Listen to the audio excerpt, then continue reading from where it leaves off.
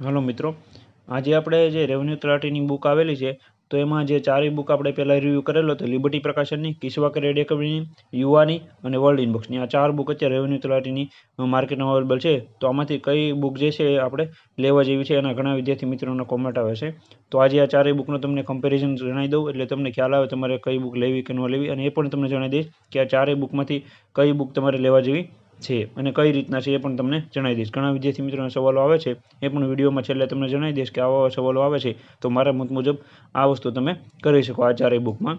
સૌપ્રથમ તો જે વિદ્યાર્થી મિત્રો પાસે એક પણ બુક નથી રેવન્યુ તલાટીની, એને આ બુકમાં જે છે આ રિવ્યૂ જોઈને લેજો. ચારેય બુકનો અલગથી રિવ્યૂ કરેલો છે, એ રિવ્યૂ જોજો અને પછી આ વિડીયો જોશો તો પણ તમને વધારે ખ્યાલ આવી જશે. અહીંયા તમને સૌપ્રથમ જણાવી દઉં, લિબર્ટી, કિસવા અને વર્લ્ડ ઇનબુક્સ આ ત્રણેય બુક જે એવી છે કે જેમાં ટોટલ સિલેબસ આપેલો છે.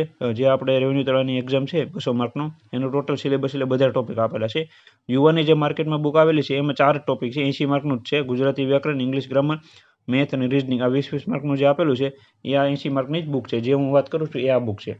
અહીંયા 80 માર્કનું જ કવર કરવામાં આવેલું છે. તો એ લેવી કે પછી આ ત્રણમાંથી કઈ બુક લેવી એ પણ તમને આગળ વિડીયોમાં જણાવી દઈશ. પહેલાં એ કમ્પેરિઝન માટે તમને જણાવી દઉં, મેં કમ્પેરિઝન કરેલું છે બધી બુકમાં, ચેપ્ટર અને કયા કયા ટોપિક કેટલા આપેલા છે એ બધી ડિટેલમાં માહિતી જોઈને પછી આપણે અહીંયા વિડીયો બનાવેલો છે, જેથી કરીને વિદ્યાર્થી મિત્રોને ખ્યાલ આવે. અહીંયા લિબર્ટીમાં ઇતિહાસ જે છે એ સારું આપેલું છે. 30 માર્કનું જે છે પહેલો ટોપિક ઇતિહાસ, વારસો અને ભૂગોળ, આ ત્રણેયથી 30 માર્કનું છે. તો આમાં સારામાં સારું આપેલું છે, બધી ડિટેલમાં માહિતી આપેલી છે. જો તમે કોઈ પણ પ્રકાશનની બુક ન લ્યો તો પણ આ કવર થઈ જશે તમારું ઇતિહાસ, વારસો અને ભૂગોળ. એવી રીતના કિસ્સામાં પણ આપેલું છે.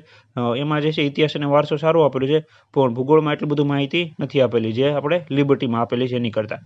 યુવામાં તો આપેલી જ નથી એટલે એમાં કંઈ કહેવા જેવું છે નહીં, કારણ કે ઇતિહાસ, વારસો અને ભૂગોળ એમાં છે ટોપિક જ નથી આપેલા, ખાલી આ 4 ટોપિક જ આપેલા છે. વર્લ્ડ ઇનબુક્સ, તો વર્લ્ડ ઇનબુક્સ મારા મત મુજબ જે છે એ બુક લેવાની તમારે જરૂર નથી. કમ્પેરિઝનમાં તમને અહીંથી જ જણાવી દઉં, કારણ કે ખાલી ખોટું કમ્પેરિઝન કરવાની જરૂર નથી. મેં આખી બુક જોઈ છે, એમાં એટલી બધી ડીપમાં માહિતી દરેક ટોપિકમાં નથી, ખાલી બેઝિક માહિતી બધી આપેલી છે. ઓનલાઈન જેવા પ્રશ્નો આપેલા છે બધા, અને એવી બધી માહિતી છે. એટલે મારા મત મુજબ વર્લ્ડ ઇનબુક્સ લેવાની તમારે જરૂર નથી. એટલે આ બુકનું આપણે કમ્પેરિઝન નહીં કરવી, કારણ કે આ બુક જે વિદ્યાર્થી મિત્રો અત્યારે લીધી નથી તો લેવાની જરૂર નથી. વર્લ્ડ ઇનબુક્સ બુક તમે ન લેતા. બાકી આ ત્રણમાંથી એક બુક તમારે લેવાની જરૂર છે.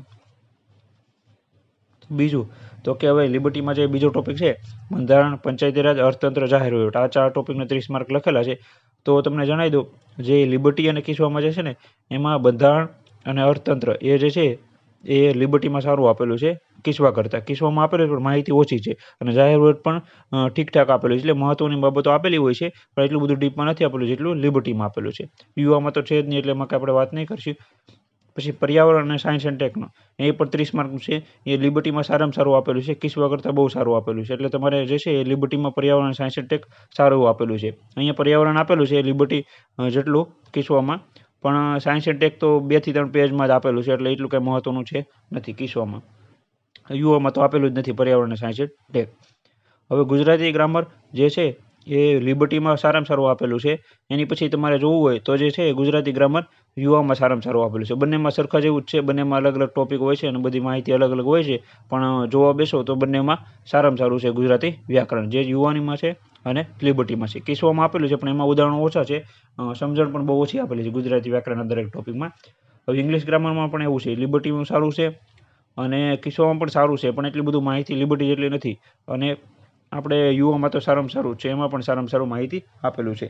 હવે આ 4 વિષયની બુક છે, જેમ કે યુવાની, ગુજરાતી વ્યાકરણ, ઇંગ્લિશ ગ્રામર, મેથ અને રિઝનિંગ, તો આમાં થોડું બધું ડીપમાં વધારે માહિતી આપેલી હોય, સમજણ પણ વધારે આપેલી હોય છે અને ઉદાહરણો પણ વધારે આપેલી, કારણ કે આ 4 માટે જ ખાલી બુક બનાવવામાં આવેલી છે. એટલે આમાં માહિતી થોડી વધારે છે આ 4 ટોપિકમાં, ખાસ જ ધ્યાનમાં રાખવું. મેથ અને રિઝનિંગ 40 માર્કનું છે.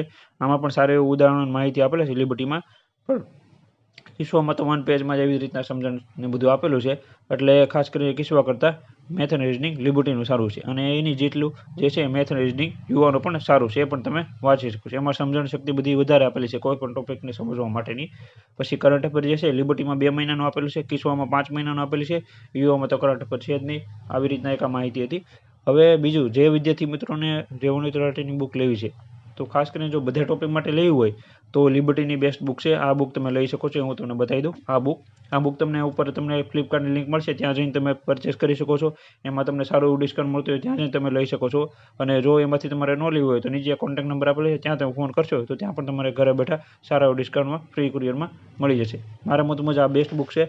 આ બુક તમે લઈ શકો છો જો બધા સબ્જેક્ટની બુક જોતી હોય તો. અને જો તમે એવું વિચારતો કે તમારી પાસે ઇતિહાસ, વારસો, ભૂગોળ, બંધારણ, પર્યાવરણ એ બધું અલગ અલગ બુક છે અથવા ટોપિકના માહિતીની જે છે નોટબુક છે, તો તમે યુવાની લઈ શકો છો. આ ચારેય સારી એવી કવર થઈ જાય છે.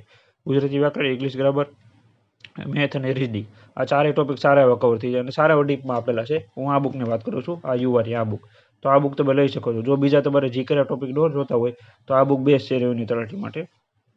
અને બીજું તો આ કિસ્સાની બુક છે, તો આ બુક પણ તમે લઈ શકો છો. પણ મારા મત મુજબ જો તમે એક પણ બુક ન લીધી હોય તો આ બંને બુકમાંથી લિબર્ટીની બુક બેસ્ટ છે. બેસ્ટ તમે લઈ શકો છો. મારા ભરોસે તમે લિબર્ટીની બુક લઈ શકો છો. આમાંથી મેક્સિમમ પરીક્ષામાં પૂછવાની શક્યતાઓ છે.